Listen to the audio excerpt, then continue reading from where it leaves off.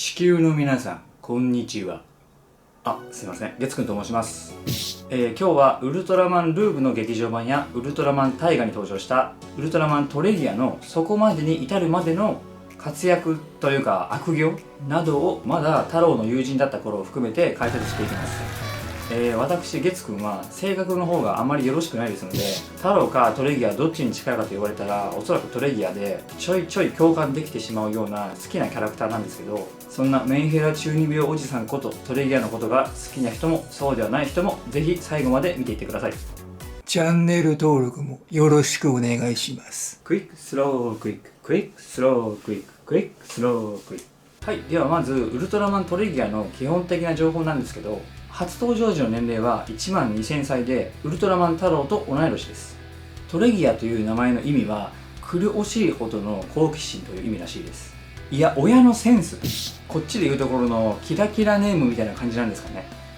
性格は頭が良くてコミュ力はそんなに高くなくて明るい性格とかではないんですけど、その名の通り好奇心旺盛で他の人があんまり気にならないようなことを独自に追い求める傾向があります。宇宙には昼も夜も善も悪もないとか、光が正義だと誰が決めたとか、敵役なんですけど言ってること自体はまあ分からなくもないなというセリフが多いです。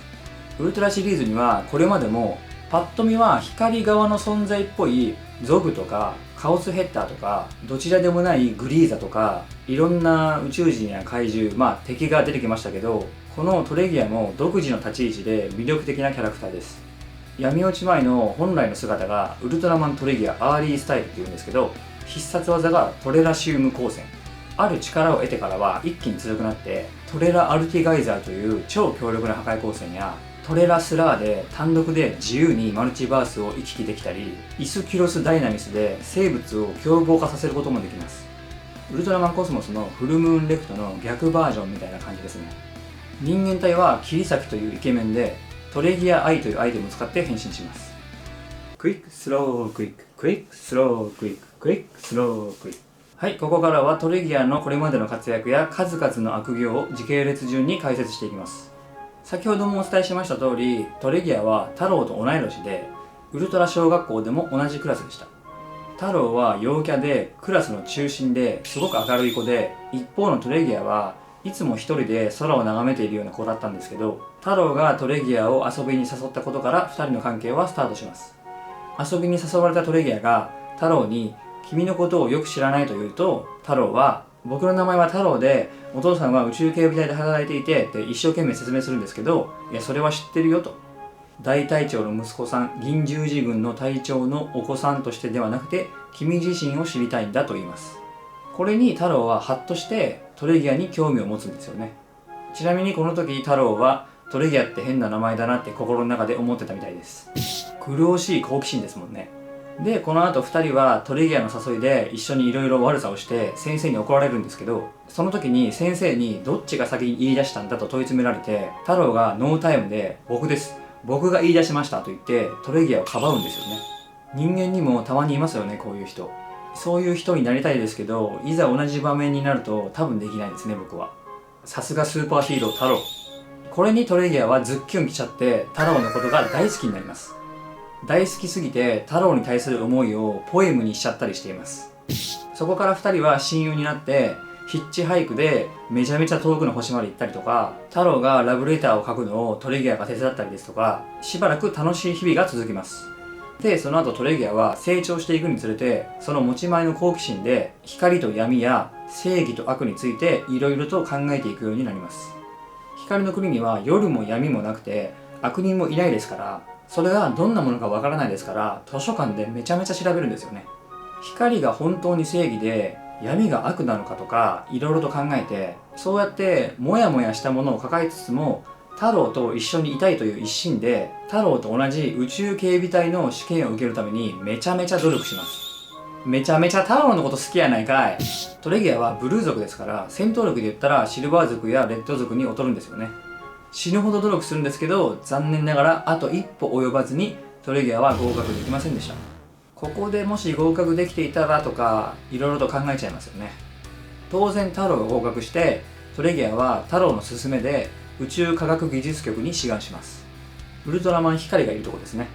光は初代ウルトラマンと早田の命を後々救うことになる命の固形化というぶっ飛んだ発明をしてブツブツことスターマークを授与されている大天才です。詳しくはウルトラマン光の解説動画上げていますので、そちらの方チェックお願いします。で、この光から見てもトレギアは非常に優秀で、入ってすぐに結構重要なポストにつきます。トレギアはもともと頭はいいですからね。宇宙警備隊で入れなかったのも東大の野球部が惜しくもドラフトにかからなかったみたいなもんですからね。しかしここでウルトラマン光が宇宙科学技術局を辞めちゃうんですよね。そして旅に出ます。理由は光の動画でトレギアはあんなにすげえ光でもそんなことになるのかと、もともと曇りかけていた心にさらにもやっとしたものを感じてしまいます。で、タイガースパークを開発したり仕事はちゃんとしつつも、エンペラ星人やウルトラマンベリアルのことについてずっと調べていて、正義と悪、光と闇について引き続き考え続けているところに、なんと光が闇落ちして復讐の鬼になったということを聞いて、もしくは見て、ウルトラマンは全然完璧じゃないと、そんな完璧じゃない俺たちが宇宙の平和を守ると言って俺たちが正義だと名乗っていることは逆に宇宙にとって脅威ではないのかと考えて、もう訳がわからなくなって光の国から出て行ってしまいます。大事な頭脳が立て続けに2人も、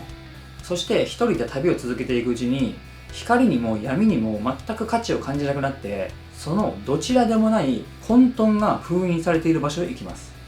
ここに封印されていたのは宇宙ができるはるか昔から存在していた邪神たちで、トレギアはこの混沌をウルトラマンの力と独自に勉強した呪術の力で